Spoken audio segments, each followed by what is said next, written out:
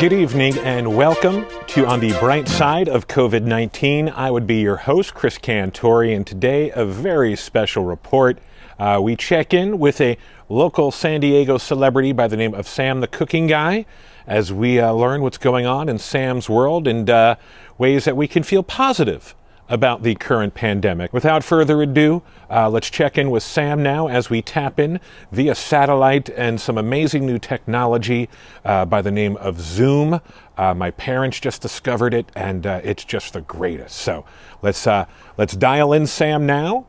Sam, the Cooking Guy, thank you so much for joining us here on our little show. We really appreciate this. You know what's interesting? It's like every so often you hear somebody go, they should have a version of the news, like the nightly news at night, but only positive stories. You notice that most of the network news, if you watch any of that stuff, and I'm super old school and I like sort of like big network news once a day or something. Yep. Many of them end their broadcasts these days and have for a few years, like a positive story at the end. But an entire broadcast of positive stories wouldn't get anywhere. People don't want that.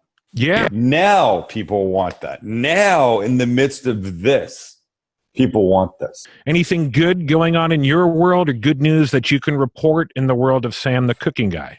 If you go to grainandgritcollective.com, okay, that's the mothership that Not Tacos and Gray's is in, along with Carnita Snack Shack and some Kelly, what's the breakfast place? And a couple Broken Yolks. I'm not part of those. Okay. I'm just part of Not and Gray's. Sure. But the mothership has a few other things in there. Grainandgritcollective.com, and all the profits or proceeds or whatever they're called go to help these guys while they're all sadly not being paid right now. You obviously had to shut down your restaurant, so you able to do any business whatsoever? No, you know what? The takeout, it just wasn't going to make sense for us, and we didn't see that there was going to be enough of it. Yeah, and it's tough. You know, Gray's was open about a month, about 5.5 weeks. That's the worst. Yeah. We were really just starting to get some wind under our sails, and it was really starting to feel good. And we were starting to understand how the restaurant worked and how the bar and the kitchen came together, and the servers were getting their thing down, and we were getting really great comments. And then this happened, but it gives us something really exciting that was just getting going to go back to. So it's sad, but we're all looking forward to getting back in and seeing each other and being able to do our thing there again. Yeah, and I'm genuinely curious, are there any businesses or restaurant models that can survive during this pandemic, if you will? Like the corporate ones, I really don't know. That's why I'm asking you, being a restaurateur. I mean, look, it's really tough for the small guys. Right. I don't have much of a sense of how well the places are doing that are just doing to go. You know, the alcohol beverage control guys loosen the licenses. So you had a license to serve cocktails, beer, wine in your place. Right. If you're doing food to go, you can now sell cocktails to go, as long as they're in a secure container, that kind of thing, which is pretty cool. You know, they're very difficult. So the fact that they've allowed that change in licenses for now is a very cool thing. So that's a little bit of relief. But, you know, you don't see a lot of people on the streets. I'm in Little Italy. Ben Cotto, I think, down here has food to go. The burger, what's the burger place called? What's it? Burger Lounge, I think. I love how your wife is like your other side of your brain. That's just amazing. She's the full side of my brain, all sides of my brain.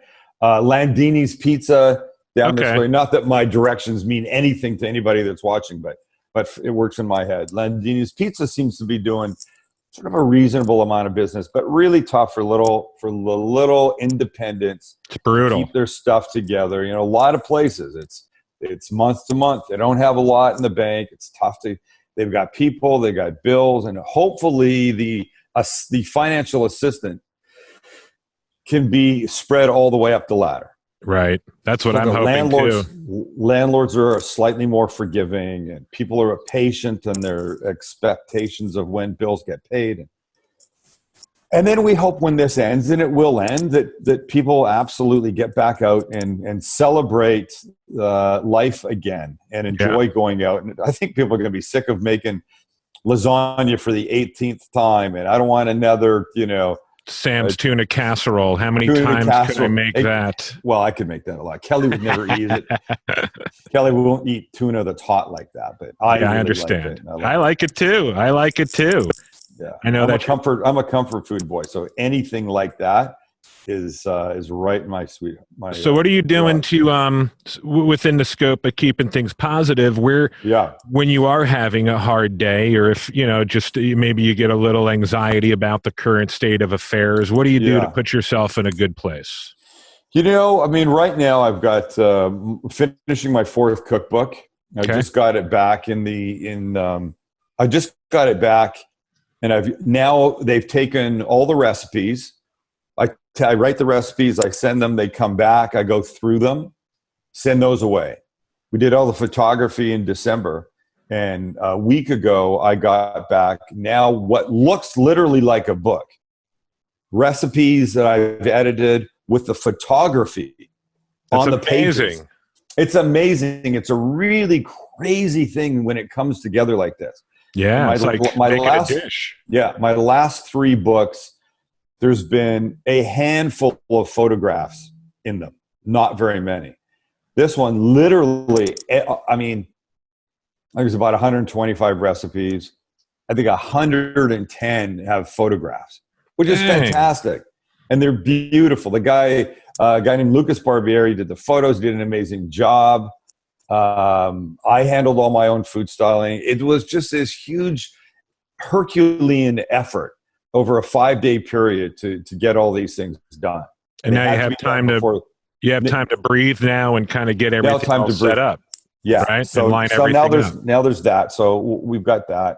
I said, I feel bad for people that don't have anyone and don't have a pet, because the pets, our dogs, really, it is a life-saving change, I think, for a lot of people. Same. It really is, So if you know somebody, you don't know if they have anyone, you could be that one. I'm saying just a phone call. I've checked up on a few people that I know that are older, that don't generally have a whole lot of people around them, and they're being watched and taken care of. And I appreciated that call, by the way. Thank you. I appreciated that call. you do have that giant birthday coming up, though. And that I know the big 50, which I'm just tripping on. But if I can look, tripping on that, I am. But then I think of it, I'm not. Why? Well, just because it's a number thing. It's a number thing, and I'll tell you, though, in all honesty, I look at you as a source of inspiration because, dude, you're in your friggin' 70s and you look like you're in your 40s and still crushing it. Fucking piece of shit. If I sent you a picture, could you post it? Which one? What picture? One, I have a picture here that I took today. I don't know if I could show it. No. Show it to me. Yeah, I could see that. Okay. That is Johnny Carson. Yes. And Don Rickles. It is. They're both 47 years old in that picture. Oh my gosh. How do you feel now, buddy? That makes me feel 150 years old. That's well, apart from the fact that this is a way back. But yeah. They look to me like they're in their 60s. 70s. I know. And they're in their 40s. You know who that happens? 40s. The same thing with Rodney Dangerfield. When I see like Caddyshack and I see Back to School. He was young. He was like 45. Young. Yes, young. Easy money. He was in his mid-40s. I'm older than that now. And I also look at Rodney now and I'm like, hey, he wasn't in that bad a shape. No, it wasn't. Hey. Not that bad a shape. But I am 60. And which I'll tell amazes you something. me. Thank you. I'll tell you something. I wouldn't want to go back. Here's the reason. I like me now. I like me now. And people say, oh, don't you wish you could be 25 again? No. No, I didn't like that guy. 25-year-olds know nothing. No. I like me. I'm comfortable with me. I'm good with this skin. It's not as tight as it was. Whatever. But I get that. I get that. And when did that start? When did you start feeling that, though? Because for me, it's just been the last couple of years.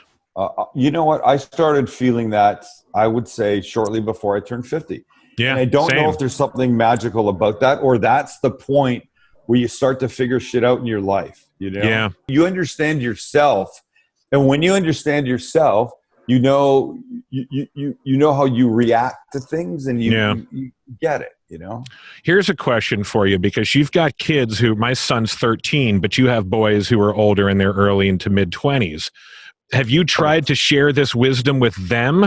Because I don't know how to do it with my 13-year-old, or is it more of like, they're going to have to figure it out for themselves sort of thing?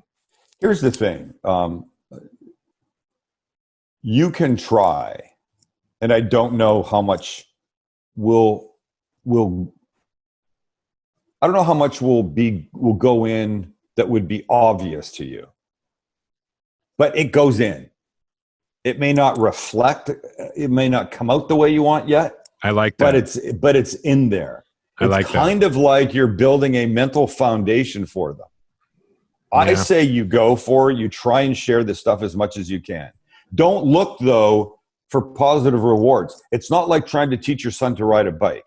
Yeah, I like that. You're going to run along beside him when one day you're going to let go and he's got it. You're going to say these things about understanding yourself, about being the right kind of person, what makes a man, that kind of stuff. And when they're young, it just doesn't seem like it goes in. They're not porous. They're like, laminate. I just want to be able to share the wisdom I've learned, the stuff we're talking about, not beating yourself up, learning to accept yourself and be comfortable in I think that's just life experiences. And that's the thing. It's funny. They talk about old people, let's say 80-year-olds, 75 plus, right? As being cranky and mean and bullheaded, that kind of thing. No way. I think it's just that they know what they now want from life, and they're not prepared to take less for it. I agree with that. And of course, they see the clock ticking. Yep. And the older you get, the less you're prepared to put up with the bullshit, because why bother? Especially when you're in the middle of a global pandemic, let's be honest. I know. I think I've said this. I feel like I've said this to you before. People will say, we should get together. And I'm like, I love the idea of that, but honestly, life is too short. We see our closest friends and family not enough. Yeah. And when there's a big hole in the schedule, I'm going to fill it with those people first. Of course. But doesn't mean I don't like you and I don't care about you. Well, I appreciate you making time for me, not once, but twice today. We had to I don't want to get this a text moving in a few minutes. You will not. This up. And now we're going to go to some other medium to make I have pride. I appreciate you, buddy. And I wish you the best. And we certainly encourage people to go to what's the website again for your hospitality group? Grain and Grit Collective. Grain and the letter N or and? And the Grit Collective. Okay. We encourage people to go there, purchase clothes. And if you forget, you can go to notnottacos.com and it will be a link to it. It'll be somewhere on the page. You can get to it that way. But support your restaurants and buy the merch, because it's going all to your employees who are out of work right now. And support all the little guys out there. All the little guys. I think that's a great thing. All right, buddy. Thanks for supporting this little big guy. See you. Thank you to our guest, Mr. Sam the Cooking Guy, and be sure to support all of his operations online. We'll be back to our regular programming. Again, this was a special episode, and we certainly encourage you to visit our sponsors over at Mr. Moto Pizza.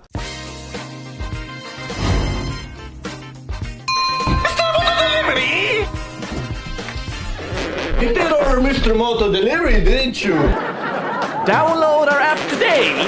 Champagne!